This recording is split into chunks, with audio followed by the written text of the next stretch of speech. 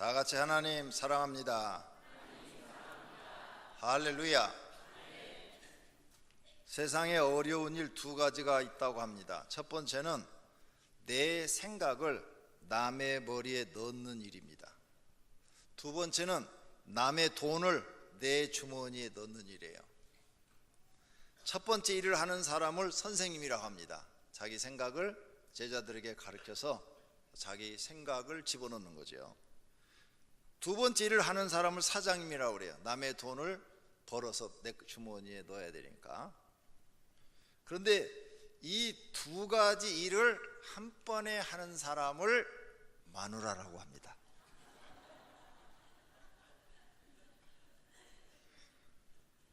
생각을 해보세요. 왜 그런가? 자, 그런데 선생님에게 대드는 것은 배우기를 싫어하는 것이고, 사장님에게 대드는 것은 돈 벌기를 싫어하는 것이랍니다. 그렇죠? 마누라에게 대드는 것은 살기를 싫어하는 것이래요.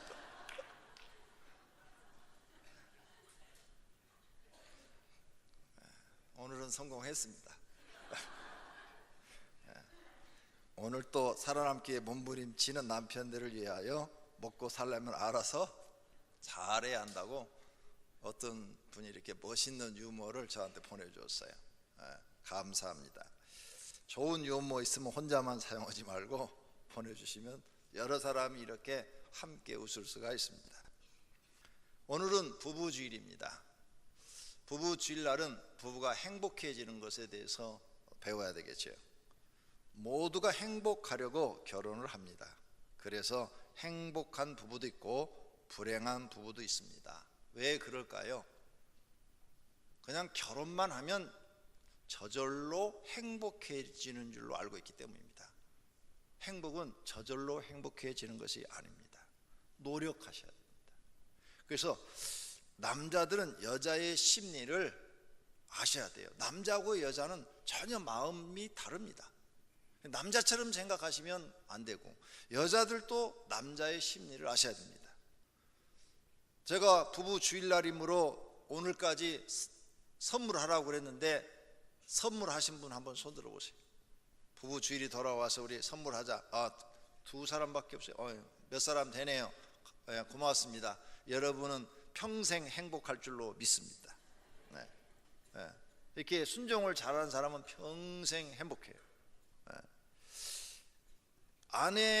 여자들은 옷을 좋아해요. 굉장히 옷을 좋아해요. 제가 말하는 게 아니고, 이제 제가 이런 설교 준비를 하기 위해서는 모든 교수들이 한 데이터를 다 분석을 합니다. 통계 나와 있는 것들을. 근데 여자들이 제일 좋아하는 게 옷이라고 그래요. 옷. 그 다음 또 옷을 입으면 무엇을 거쳐야 될까, 이게 걱정이래요. 옷만 좋아갖고는 안 된대. 여기다 뭘 걸어야 되니까 기도 걸어야 되고. 그 다음에 또 어디 나가려면 주머니에 돈이 있어야 된대. 돈, 현금. 이 세 가지 중에서 여자들은 뭘 좋아할까요?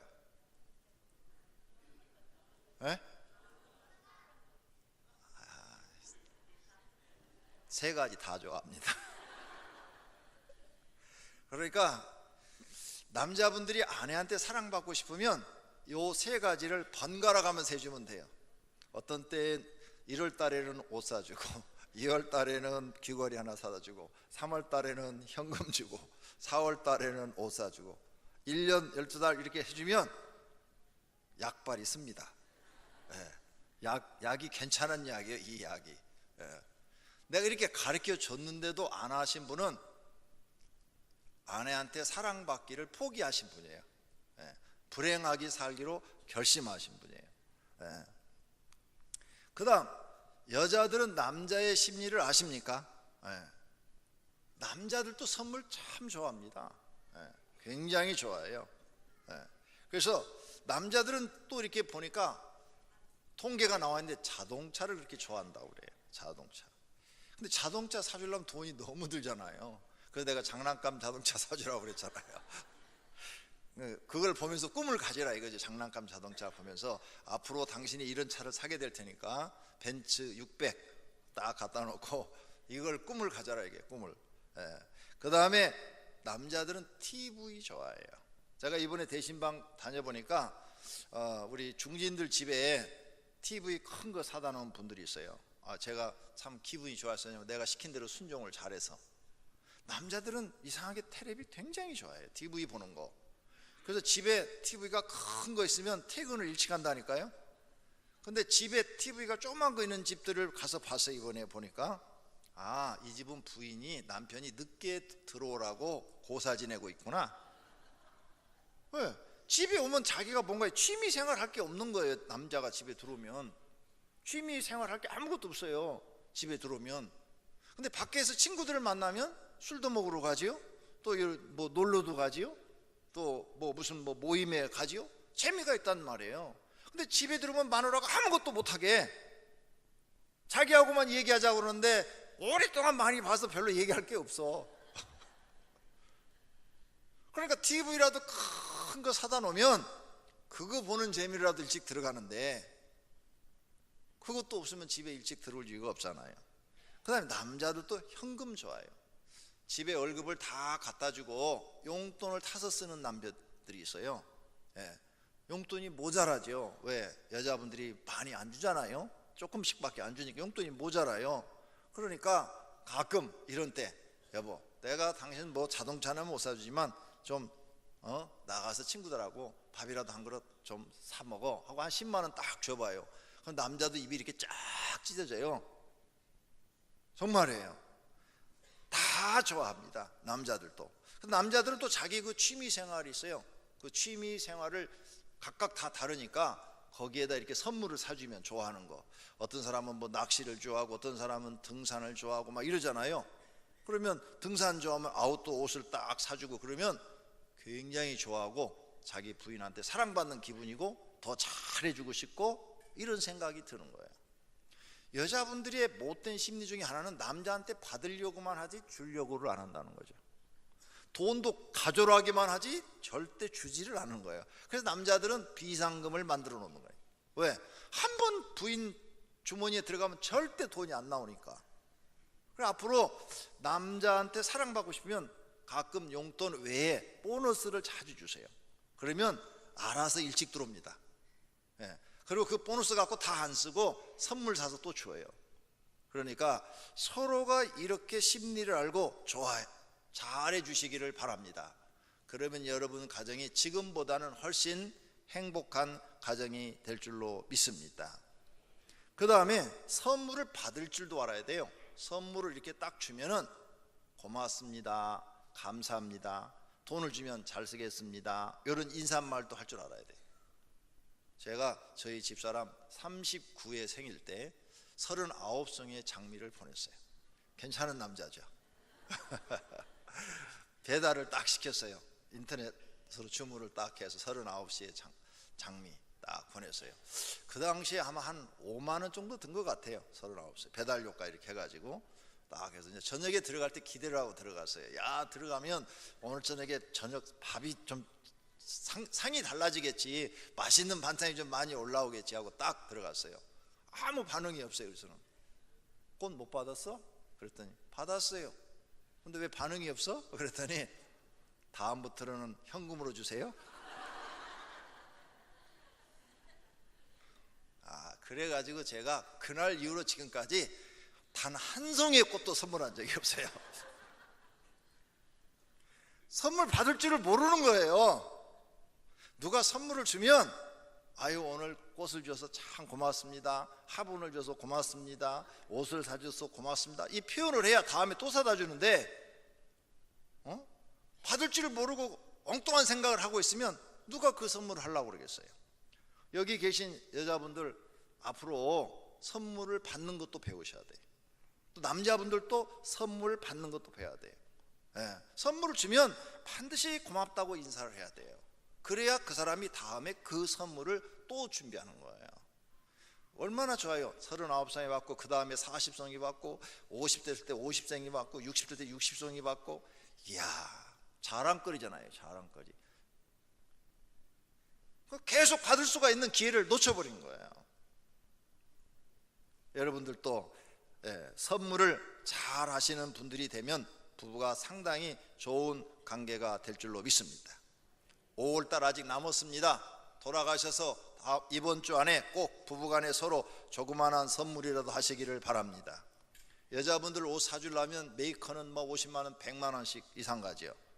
그리고 뭐 싼 거 주문해도 뭐 10만 원, 20만 원씩 가요. 꼭 그런 거 안 해도 됩니다. 그런 거 안 해도 돼요. 속옷 있잖아요, 메리아스. 제가 이렇게 저희 집사람 흉을 좀 오늘 보네요. 아내들은 좀 생각이 다른 것 같아요. 어느 날 보니까 메리아스가 이렇게 입고 있는데 하얀 메리아스가 구멍이 나 있어요. 그래서 여보, 왜 구멍난 메리아스 그거 버리고 새 거 입어? 그랬더니 아직 입을만 해요 그러는 거야. 에? 입을만 해요. 그래서 아니 당신이 돈이 없어 뭐가 없어 왜 그런 걸 입고 살아? 좀 새 걸로 사서 입어. 그랬는데 한 달 후에도 보니까 또 이렇게 매일 갈아입는데 보니까 또 그런 게 또 보이는 거예요. 아니 지난번 그거 그대로 입고 있네 안 버리고 그랬더니 아직 입을만 하다니까요. 이게요 아내들의 마음입니다. 전략하는 마음. 옛날에 정주영 회장님도 떨어진 메리아스 입었대요. 그렇게 돈이 많으신 분도 양말 귀어 신었대요. 이 성실한 남편이나 아내들은요 그렇게 아주 근검 전략하며 삽니다. 여러분 아내들은 그 돈 몇천 원 아끼려고 속옷을 메리아스를 새 걸 안 사요. 그냥 떨어져서 못 쓸 때까지 입는 거예요. 우리 어머니도 보니까 떨어진 메리아스 입고 계시더라고. 그래서 내가 어머니 이거 바꾸세요 그랬더니 아니 안 바꾸셔. 그걸 왜 버리냐고. 아직 입을 만하다고. 참 그때 남자분들이 속옷 메리아스 새 거 여름에 시원한 거 모시로 된 거 하나 딱 사다 줘봐요. 얼마나 고맙게 생각하시겠어요. 그런 게 바로 정이고 사랑인 줄로 믿습니다. 조그만 거 해줘도 돼요. 여러분 자꾸 뭐 옷 사주라니까 뭐 큰 거 몇십만 원짜리 없는데 그건 돈만 원이면 해결될 수 있는 거예요. 이렇게 한다면 서로 부부간에 행복한 날이 불행한 날보다도 더 많을 줄로 믿습니다. 잠언 21장 14절을 보십시다.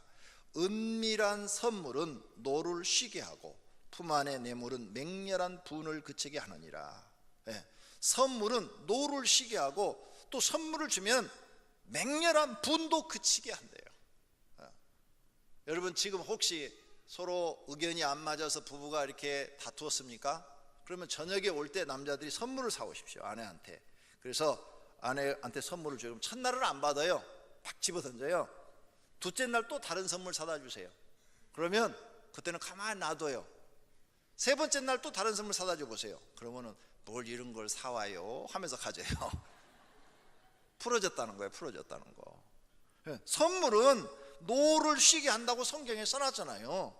안 그러면 여러분 그 한번 토라진 거 여자들은 속이 좁아갖고요 한 달씩 갈 수도 있어요.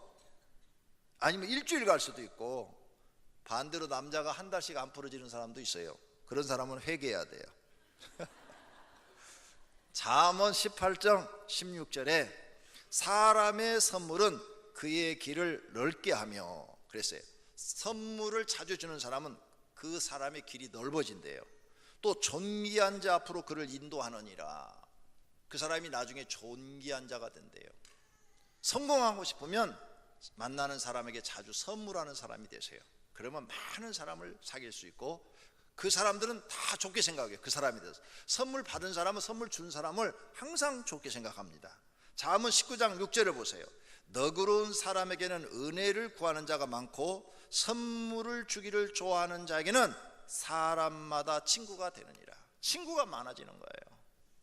여러분 친구들 오랫동안 동기들 이렇게 만나면 어떤 친구는 만나면 맨날 선물 주죠. 주변에 친구가 참 많아요. 근데 100번을 만나도 커피 한 잔도 안 사는 친구가 있어요. 그런 친구가 있어요. 여러분 모임 중에. 만나기 싫어요. 그 사람은. 만나면 내가 또 밥 사주고 또 커피 사줘야 돼. 성경대로 사시면 길이 열리고 좋은 사람들을 많이 만나게 될 줄로 믿습니다. 그렇다면 행복한 부부가 되려면 서로 존중해야 되겠죠. 존중하려면 어떻게 해야 되느냐? 말부터 존중해야 돼요. 말. 거의 부부들이 의견 충돌이 일어나고 다투는 문제가 말 때문입니다. 이 말이 상처를 줘요. 칼보다도 더 무서운 상처를 줍니다. 그래서 잠언 18장 6절에 미련한 자의 입술은 다툼을 일으키고 그의 입은 매를 자청하느니라. 미련한 자의 입술은 자꾸 말로 실수를 해서 상처를 주어가지고 다툼을 일으킨다는 거예요. 그래서 그 입으로 말을 잘못해갖고 스스로 자기 화를 자청한다. 매를 자청한다는 말은 화를 자청한다 그 말이에요. 매를 번다 그 말이에요. 그러므로 부부가 행복해지려면 말을 하되 상대방을 무시하지 말고 존중하면서 말을 하시면 아무리 화가 나도 절대로 입에서 나온 대로 말하면 안 됩니다. 그러면 상처가 돼요. 상대방은 엄청난 상처를 받습니다. 칼로 찌르는 것보다 더 큰 상처를 받아요. 어떤 여자분이 상담하러 와서 펑펑 울면서 저희 이혼합니다 그래요. 왜 이혼하시냐고 그러니까 싸울 때마다 남편이 막 자기를 무시한대요. 미련한 것, 못생긴 것, 너 시집 올 때 해온 게 뭐가 있냐, 결혼해서 나한테 해준 게 뭐가 있냐, 막 이런 말들을 막 한대요.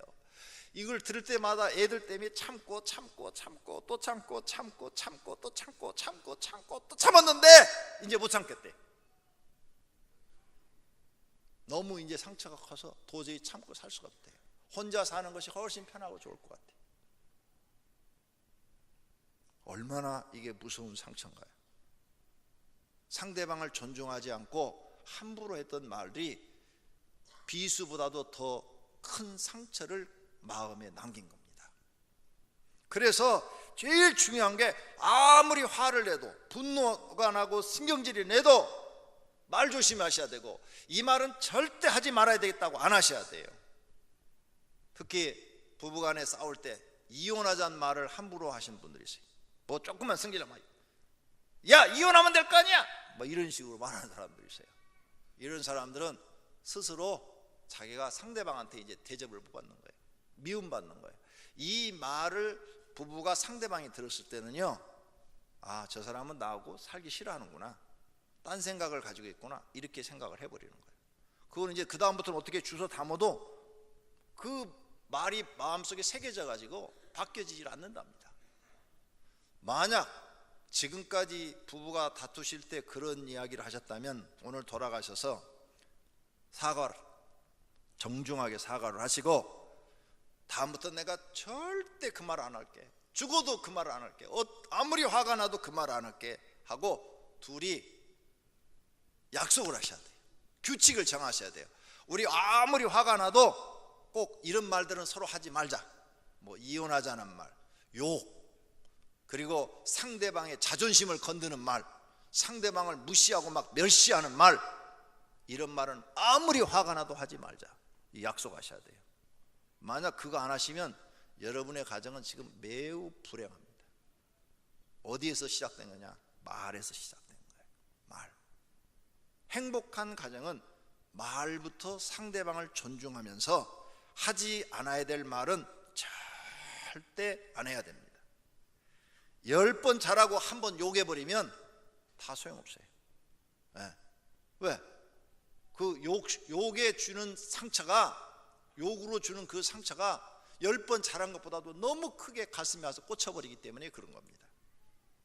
부부는 서로 자존심도 중요하게 여기고 무시하지 말고 상대방이 싫어하는 말과 행동을 하면은 절대로 안 됩니다. 그건 불행한 가정을 만드는 거예요.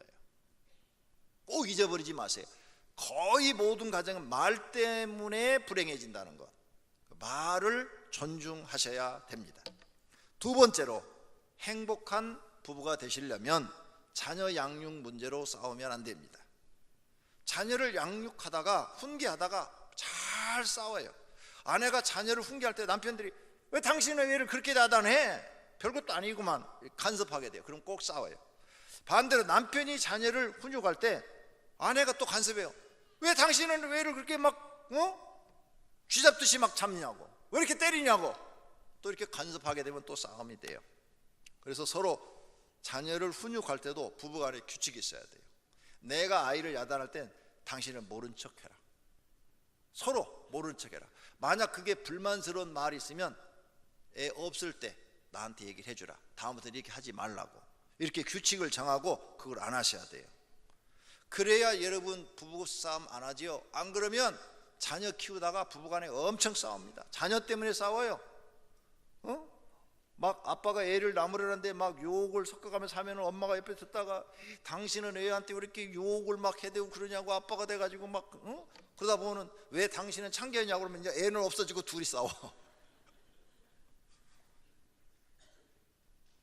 이런 일들이 불행을 만드는 거 아닙니까? 이게 규칙이 있어야 돼요. 규칙. 예. 그 다음에 아이들을 훈계할 때 남편도 어느 선까지만 얘기하는 거. 막 애를 막 개패듯이 팬다든지 막 욕을 하고 쌍스러운 말을 막 한다든지 이런 거 못하도록 금지시켜야 돼. 애 자존심을 막 건드는 말을 한다든지 이래서 네 애비 닮아서 그렇게 밀어내 네 애미 닮아서 그렇게 밀어내 이런 말 절대 하면 안 돼요. 이건 부인과 애에게 동시에 상처를 주는 거예요. 칼로 막 쑤시는 거예요. 마음의 상처가 칼로 쑤시는 상처보다 더 크다는 거 잊지 마세요. 그래야 여러분의 가정이 이 불행한 것들을 제거를 해야 행복해지는 거지. 10번 잘하다가도 한 번 그렇게 상처를 주면 행복한 게 다 날아가 버린다니까요. 이런 걸 우리가 알고 하셔야 돼요. 자녀 양육 문제로. 그래서 어느 정도 부부간에 서로 규칙이 있어야 돼요. 우리가 애들이 잘못했을 때 아무리 혼내도 종아리를 때린다든지 손바닥을 때리다든지 여기까지로 끝내자. 막 물건 집어 던지고 욕하고 이런 걸 하지 말자. 그건 애들 교육이 아니다. 부부간에 약속이 있어야 돼요. 약속. 그래야 간섭을 안 해요. 그런데 이 약속을 안 해놓고 막 애를 막 어떤 분은 막 그냥 정말 심하게 때려서 뉴스에 나오잖아요. 아동 학대죄. 아동을 학대하는 것을 아빠가 학대하는 것을 엄마가 딱 봤어. 어떤 엄마가 참겠어요? 그때는 너 죽고 나 살자지. 반대로 엄마가 애들을 학대하는 걸 아빠가 봤어요. 누가 참겠어요? 그러니까 훈계의 수준을 넘어서면 학대가 되는 거예요. 학대. 여기까지 절대 우리는 하지 말자. 부부간에 이렇게 해야 여러분 부부가 행복한 부부가 됩니다. 세 번째로 돈 문제로 우리 싸우지 말자.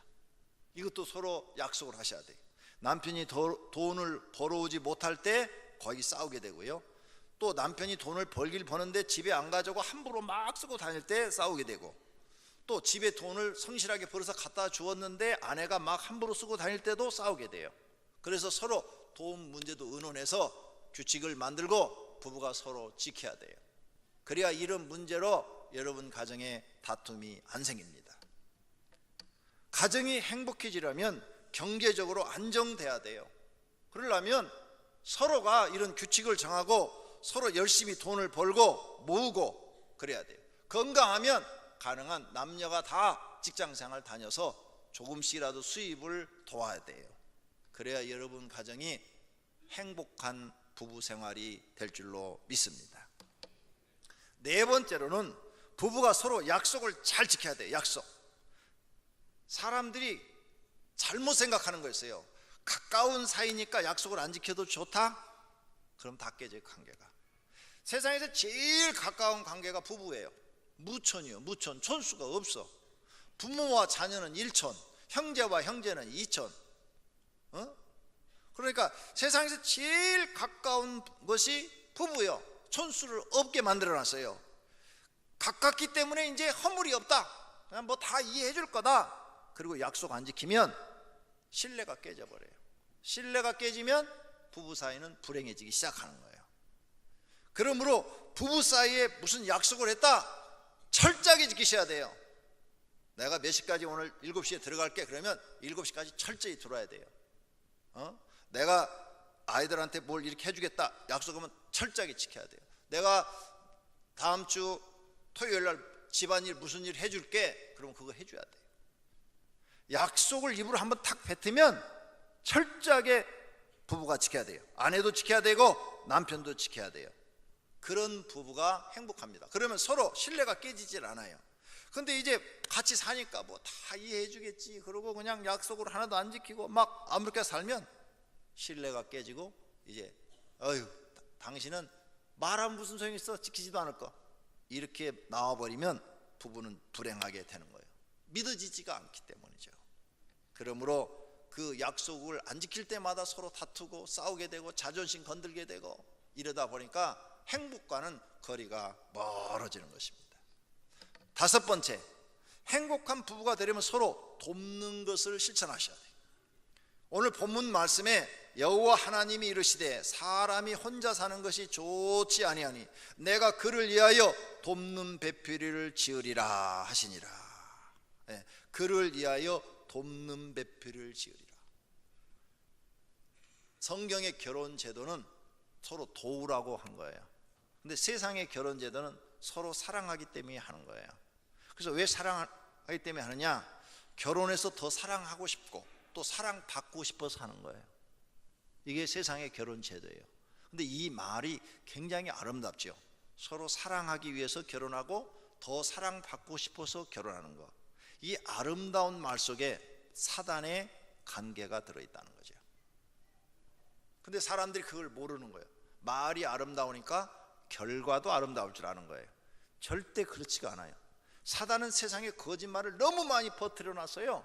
그래서 사람들이 다 속고 사는 거예요. 근데 성경은 사랑 때문에 결혼하는 게 아니라 서로 돕기 위해서 배필을 만드셨대요. 그러니까 여러분 이제 교회 나와서 여러분 이 진리를 배웠어요. 돕기 위해서 결혼했다. 그러니까 여러분은 지금부터 결혼 생활을 왜 하느냐? 부부 생활을 남편은 아내를 도와주기 위해서,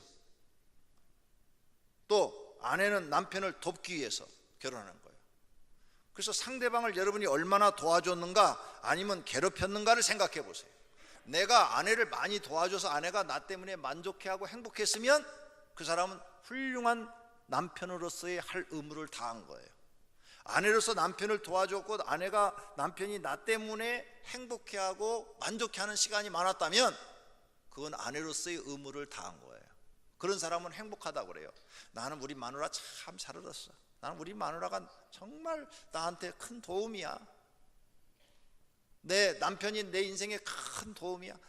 그런 사람은 결혼 잘했다고 그럽니다. 아유, 우리 남편 다시 태어나면 절대 그 사람은 결혼 안 해. 그래버리면 그건 행복이 아니에요. 불행이에요, 불행. 왜? 안 도와준 거예요. 안 도와줬기 때문에 그 말이 나오는 거예요. 자꾸 도와줬으면 그 말이 안 나와요. 근데 이렇게 서로 돕는 것이 뭐예요? 사랑이요, 사랑. 실천이요, 사랑 실천. 말이 필요 없어. 그러면 부부 생활이 아주 행복해지는데, 서로 인생을 도와가면서 사는데 서로 자기 갈 길 가면 불행한 거죠. 둘 다 불행한 거예요. 그러므로 성경 말씀대로 사시면 모든 사람이 행복해질 줄로 믿습니다. 돕는 것이 사랑 실천이라는 것을 기억하시기를 바랍니다. 할렐루야. 오늘 이 말씀을 들은 성도님들 집에 가셔서 도와주세요. 남편들은 아내를 도와주세요. 아내가 장점이 있고 단점이 있어요. 여러분 마음에 안 찰 수도 있어요. 그래도 도와주세요. 아내들도 남편을 도와주세요.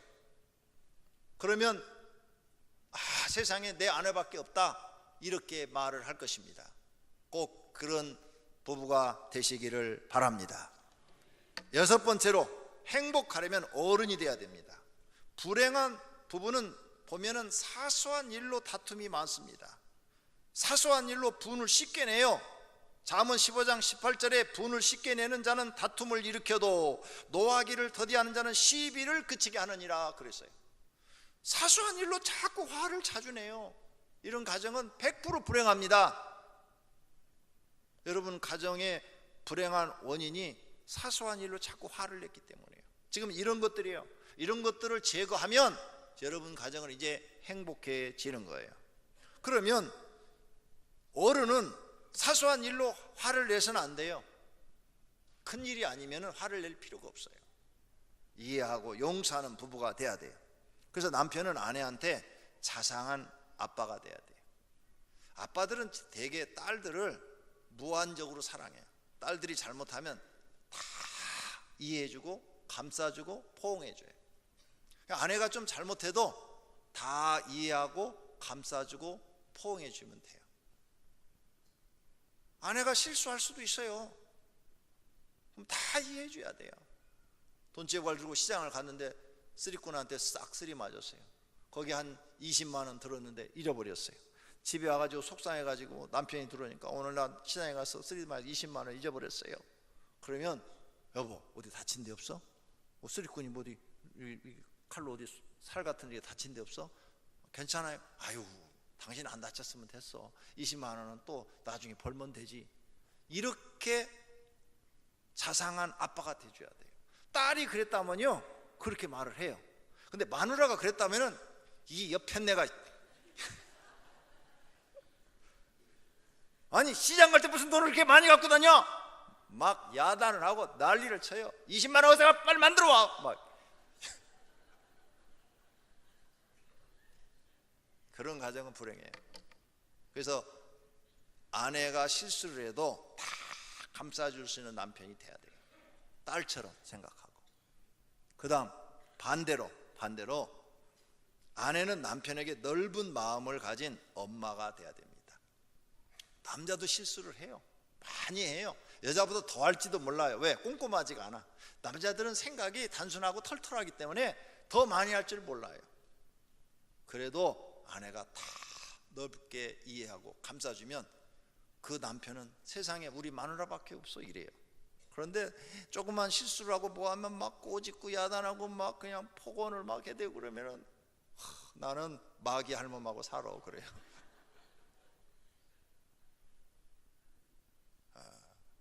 그러니까 여러분 어른이 돼야 돼요. 어른.